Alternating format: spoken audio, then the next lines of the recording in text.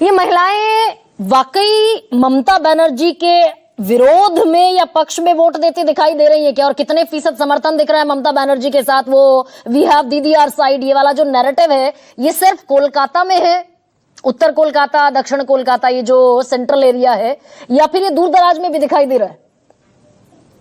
देखिए गर्मा जी, कितने परसेंट है ये बड़ा मुश्किल है बंगाल के बारे में बताना। कारण उसका ये है कि बाकी राज्यों में क्या होता है कि आप किसी भी चाय की दुकान पे, चौक चौराहे पे, या जहां पे ग्रुप में महिलाएं हों पुरुष हों, अगर आप उनसे पूछें तो खुल के बताते हैं। बंगाल में क्या होता है कि लोग हेज करते हैं कि वो अपनी बातों को इस तरीके से उलझा के बताएंगे कि फिर आपको इशारा मिलता है, इशारे को इंटरप्रेट करना होता है। तो परसेंटेज नहीं, लेकिन हाँ एक डायरेक्शन है।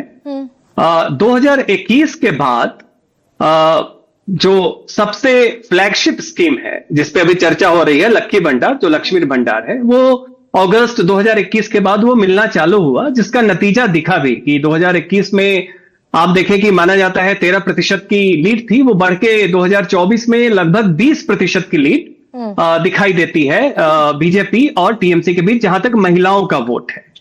ये अब 2026 की जो ग्राउंड सिनेरियो मुझे दिख रहा है, उसमें 2-3 फैक्टर महिलाओं में दिख रहा है। एक कि जो पढ़ी लिखी और कामगर महिलाएं हैं, उनमें एक डिसइल्यूजनमेंट, और जो अर्बन एरियाज में है डिसइल्यूजनमेंट आपको दिखेगा ममता बनर्जी को लेके, क्योंकि वहां पे पॉलिटिक्स ऑफ एस्पिरेशन है। उसमें 15 साल में दीदी का टेम्पलेट वो रिपीट हो रहा है, तो उसमें कुछ नया नहीं है। तो वैसे में वो डिसइल्यूजनमेंट आपको दिखेगा, चूंकि वहां पे जो महिलाओं के लिए उनका आकर्षण था उससे वो लाभान्वित नहीं है। उसके अलावा बाकी भी जो निगेटिव बातें चल रही हैं, करप्शन, कटमनी वगैरह, जो एक सच है, वो प्रभाव दिख रहा है। मतलब जो मेल और फीमेल है हाउस होल्ड लेवल पे सिंक्रोनाइज्ड।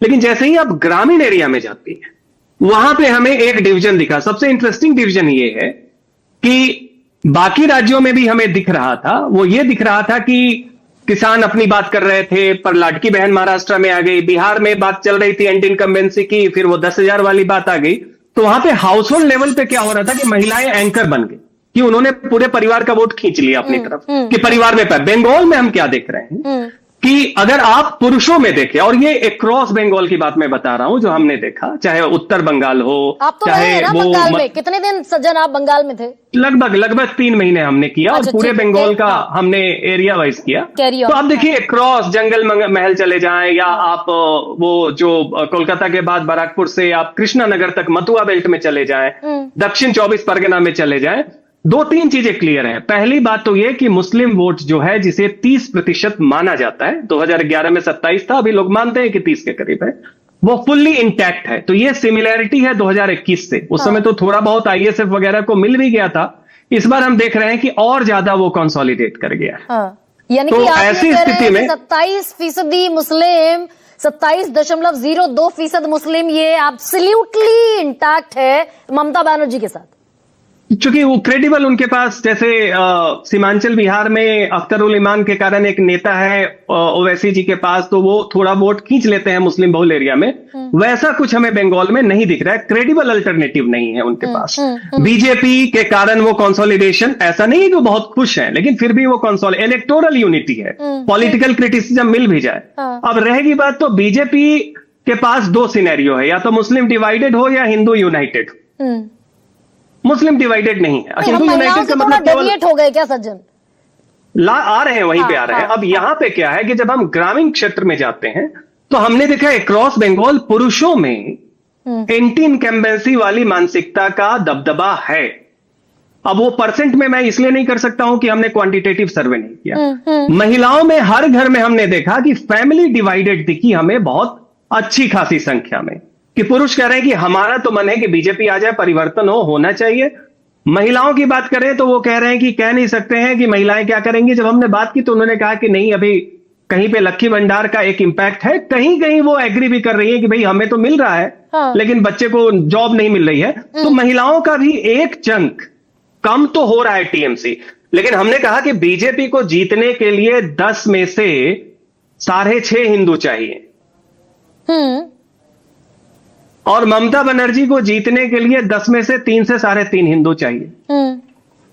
मोटा मोटी जो मैं बात बताना। और ग्रामीण इलाकों में महिलाओं में अभी भी स्प्लिट है। अभी भी लक्की भंडार के कारण एक वर्ग, खासकर आदिवासी महिलाओं की बात आप कर लें या और भी गरीब महिलाएं हैं जो कहती हैं कि 2.5 करोड़ भाई अगर वोटर ये है हमें नहीं सज्जन। मिले, ये 2.4 करोड़ 2 करोड़ जी। 40 लाख महिला वोटर जो 1500 से 1700 रुपए महीना पा रही हैं। भाई महाराष्ट्र में जी। अगर 1500 रुपए पर खेल इतना बड़ा हो सकता है कि पूरा विपक्षी गठबंधन 3 पार्टियां सिमट गई मात्र 47-46 सीटों पर। उद्धव ठाकरे की पार्टी और कांग्रेस और ये एनसीपी का टूटा हुआ धड़ा, ये सब सिमट गए शरद पवार वाली पार्टी 47 सीटों पर।